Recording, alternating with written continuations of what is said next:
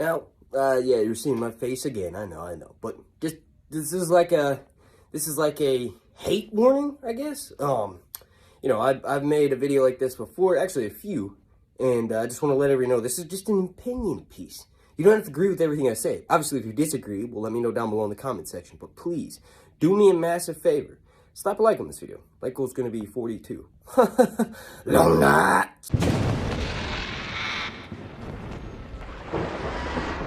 Alright, so first off, I want to talk a little bit about Sansa, then I'll compare her with a few other characters, depending on how we're doing for time's sake in this video. Sansa Stark. From the very beginning, in the Game of Thrones, this is mostly going to be a book discussion video. I may reference the show, and I'm obviously showing clips of it, but this is mostly for book Sansa, right? Her journey is uncompleted, and as of right now, the last thing she did, or does rather, in A Feast for Crows, the last we kind of hear about her, is she leaves the Eyrie, which is her Aunt Lysa's castle. Basically, it's a bit different in the books. Lysa does get pushed through one of the holes in the floor that makes her fall down the mountain, but it's quite different. Basically, Sansa makes a castle. Lysa Arryn gets upset with that, and then she's pushed from the window, but then they blame it on a singer named Marillion. Now, it's actually interesting, because Marillion runs into Catelyn in A Game of Thrones, and the events that are happening, where Sansa leaves, the Vale of Arryn, the Eyrie, that all happens in A Feast for Crows, so that's quite a ways down the line. Some people, myself included, say that that's kind of boring. That's obviously why the show switched up her role a bit, gave her the role of Jane Eyre, and then ultimately that led her down the path to become the Queen of the North, right? Wrong. She doesn't necessarily deserve that. Alright, so I'll give it to her. Sansa's learning how to play the Game of Thrones, and honestly, the way George writes the books, people who are actively playing the Game of Thrones, unless you're Cersei, in the middle of it, it's kind of boring. Well, that's what I mean when I say Sansa fucking sucks. Her character is boring as shit, and it's mostly because she hasn't really done anything for a while. Okay, so the way that Roy Dotrice narrates Sansa in the early chapters in A Feast for Crows, she's still very much this scared little girl. She's afraid of what could happen. She thinks about how when Bronze Yohn Royce shows up, right? So basically, Lysa Arryn is killed, and the Lords of the Vale around the Eyrie, and, just in the Vale in general, they want to see Robert Arryn. That he's the Lord of the Vale, Robin, Sweet Robin, right? So they all sort of mount a mini siege at the gates, and eventually they're let in, and they see Robert Arryn, and the whole time it's from Sansa's POV. So she's pretending to be Elaine, Peter, or Pataz, Littlefinger's daughter, right at this time. But she realizes that Yohn Royce has been to Winterfell, and he may remember her. And it's interesting because as soon as she meets with him, he says, "Do I know you, girl?" And it's kind of funny. But basically, she's treating with them. Peter has her tell the made-up bullshit story about Lysa Arryn and Marillion pushing her through the door because Marillion found out about Lysa Arryn and Peter. In general, when you look at all the other events that are happening in A Feast for Crows and A Dance with Dragons, Sansa has one of the more boring stories. It's building up to something. I'm pretty sure we're going to get Sansa who actually does something. I mean, she's literally leaving the Eyrie. That was like a safe place for her. She said it was weird how the castle itself is just so lonely that even the sounds that some of the people that are there make are muffled, right? So she's extremely depressed and lonely at this time, but she is learning from Peter, right? What I was talking about with Roy Dotrice narrating her POV chapters is that he starts to do her internal monologue more like Cersei, a lot more thought out. Even though Cersei's rash and pretty much an idiot 90% of the time in A Feast for Crows, she's very methodical, and that's kind of what Sansa's becoming because she's being taken under the wing of Littlefinger. Now, let me tell you how she sucks. In A Game of Thrones, right, there's this little thing that happens where basically, Robert Baratheon comes up north and he says, "Ned, I need you to run the Seven Kingdoms so I can fucking piss and shit and drink," right? So Ned comes down south. He brings his two daughters. Obviously Arya and Sansa. He plans on bringing Bran, but Bran is pushed through the window.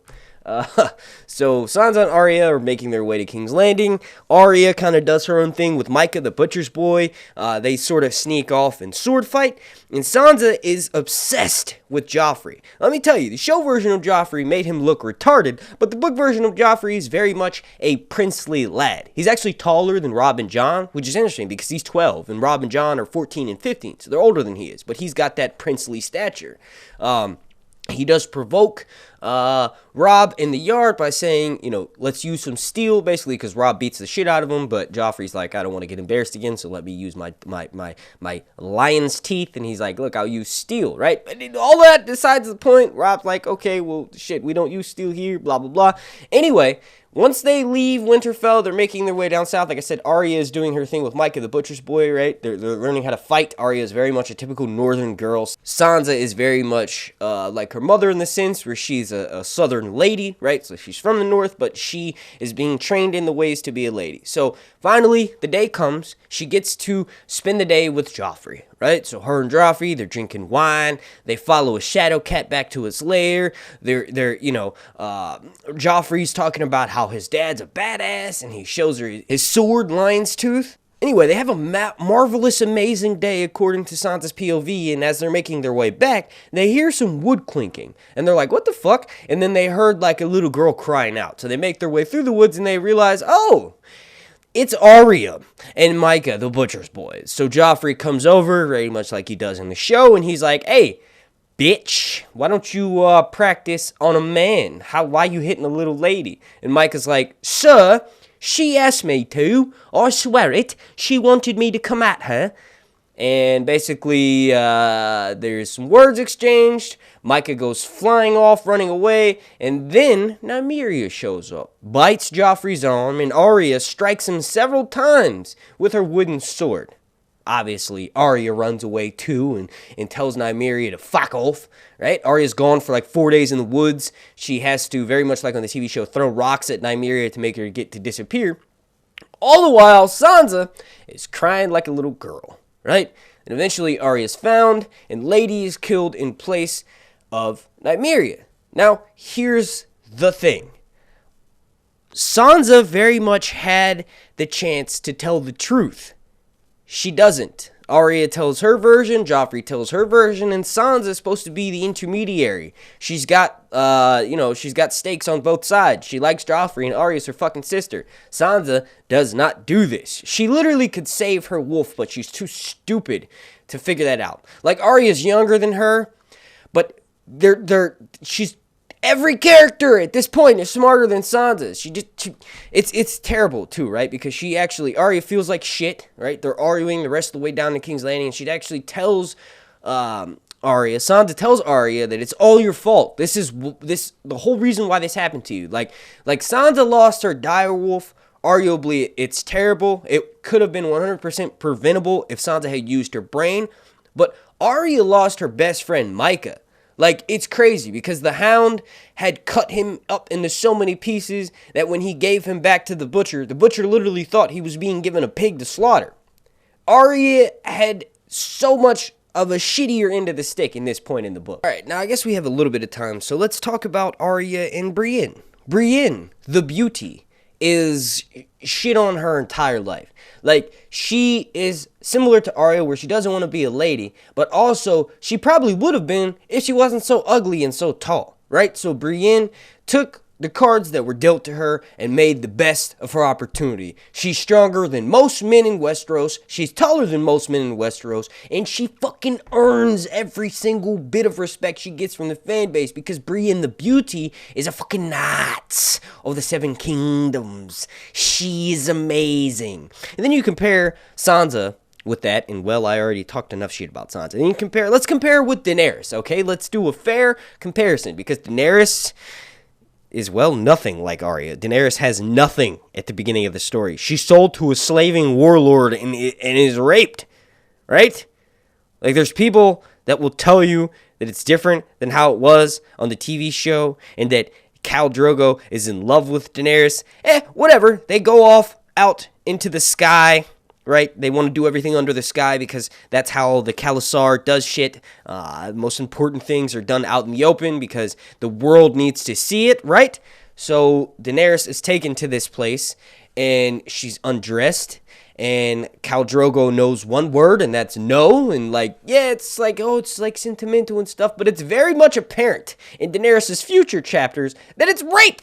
She cries out. She uses the pillow to cry from the pain. Eventually, she mounts Khal Drogo. She becomes more of a woman later on in the chapters, but it's very much rape at the beginning. So Daenerys was raped from day one of her story.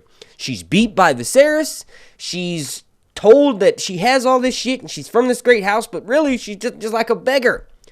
It's funny because every time Viserys, you're reading her POV and she mentions her brother Viserys, it's always his borrowed sword. Viserys is this beggar king, and at that time in the story, so is Daenerys.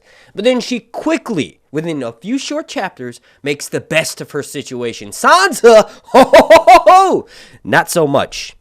Not so much. She cries the entire way to King's Landing. When she gets to King's Landing, she cries some more. And you know what? The last page that I just read of the last chapter of her in Game of Thrones, she was still fucking crying.